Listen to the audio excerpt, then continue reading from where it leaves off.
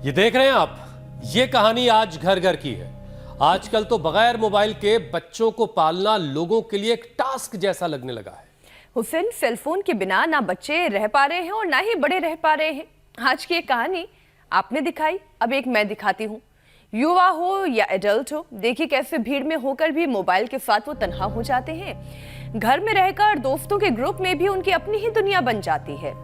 और तो और बच्चे हो या फिर बड़े, जब वो मोबाइल से चिपके होते हैं उस वक्त उनसे बात भी करो तो ऐसे इग्नोर करते हैं जैसे सुना ही नहीं। इसकी वजह है क्योंकि वो फबिंग कर रहे होते हैं, यानी उन्हें लगता है कि अगर उन्होंने किसी की बात पर जरा सा ध्यान दे दिया तो स्क्रीन से उनका जो कंटेंट है वो मिस हो जाएगा। सबसे ज्यादा तो सोशल मीडिया सर्फ करते और वीडियो गेम्स खेलते हुए ये फॉबिंग होती है, जो धीरे धीरे टीनेजर्स की सोशल लाइफ सीमित कर देती है, क्योंकि उन्हें स्क्रीन की दुनिया के बाहर कुछ नजर ही नहीं आता। बच्चों के फिजिकल मेंटल ग्रोथ पर ब्रेक लग जाती है और इसी का नतीजा है कि बच्चों में ऑटिज्म जैसा घातक रोग हेल्थ एक्सपर्ट से लेकर पेरेंट्स तक के लिए एक चैलेंज बनता जा रहा है। बिल्कुल, क्योंकि इस बीमारी की गिरफ्त में आए बच्चों की परवरिश बाकी नॉर्मल बच्चों जैसी नहीं होती। और वो इसलिए क्योंकि ऐसे बच्चे ना तो ठीक से बोल समझ पाते हैं और ना ही नई नई चीजें सीखने में वो दूसरों के मुकाबले शार्प होते हैं, और ना ही वो घर वालों से ना बाहर वालों से अच्छे से कम्युनिकेट कर पाते हैं। यही वजह है कि कई देश फोन के इस्तेमाल को लेकर सख्ती अपना रहे हैं। हाल ही में आयरलैंड के एक शहर में 12 साल से कम उम्र के बच्चों के लिए नो फोन कोड लागू किया गया है। और अपने देश में कर्नाटक में भी तो 16 साल से कम उम्र के स्टूडेंट्स के मोबाइल यूज करने पर पाबंदी की तैयारी अब चल रही है। ईशा, एक शहर एक राज्य को नहीं, पूरे देश को ये कदम उठाने की जरूरत है। नो फोन कोड को लेकर मुहिम चलानी चाहिए।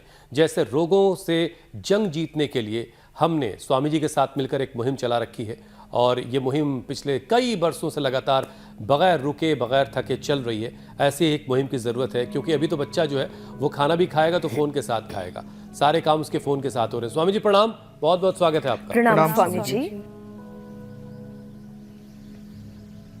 बहुत बहुत धन्यवाद। अब फ़ोन का ये जो गलत एडिक्शन है, और न जाने कैसे कैसे अलग अलग नशों का एडिक्शन है, और सारी बुरी आदतों का और बहुत प्रकार के प्रमादों का जो एडिक्शन है, सब बीमारियों से, बुराइयों से, नशे से, मोबाइल और तमाम तरह के उल्टी पुल्टी आदतों से एक योग की आदत डालेंगे ना तो सारी बुरी आदतों से छुटकारा मिल जाएगा। और देखो, अभी हमारे यहाँ 80-90 साल से लेकर के छोटे छोटे बच्चे भी लगे हुए, ये सब योग करते हैं आस्था और पूरी विश्वास के साथ। इंडिया टीवी पर सुबह ही 8 बजे से लेकर के जो लाखों नहीं करोड़ों लोगों का सैलाब जुड़ता है ना, वो अप्रतिम है।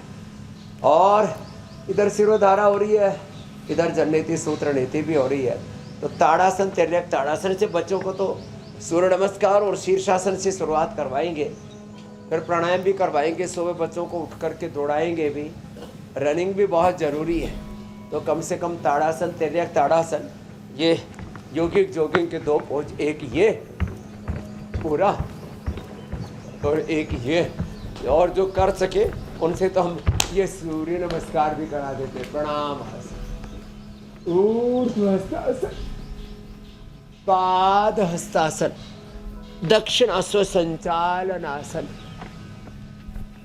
पर्वतासन, साष्टांगासन, भुजंगासन, फिर पर्वतासन, फिर वामश्व संचालनासन, फिर ऐसे ये पादहस्तासन, ऊर्ध्वहस्तासन, सांस भर के पीछे, सांस छोड़ के आगे, ऐसे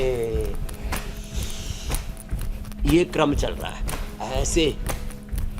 अब योग की एडिक्शन, योग की एक अच्छी आदत से सारी बुरी आदतों से, ये फोन, फबिंग और बॉडी में अलग अलग प्रकार के जो है कॉम्प्लिकेशंस जिससे आ रहे हैं, ये डिजिटल फास्टिंग की तरफ, डिजिटल डिस्टेंस अब मेंटेन करना ही पड़ेगा। स्वामी जी, ये वाली आदत भी बस आप ही छुड़वा पाएंगे लग रहा है मुझे।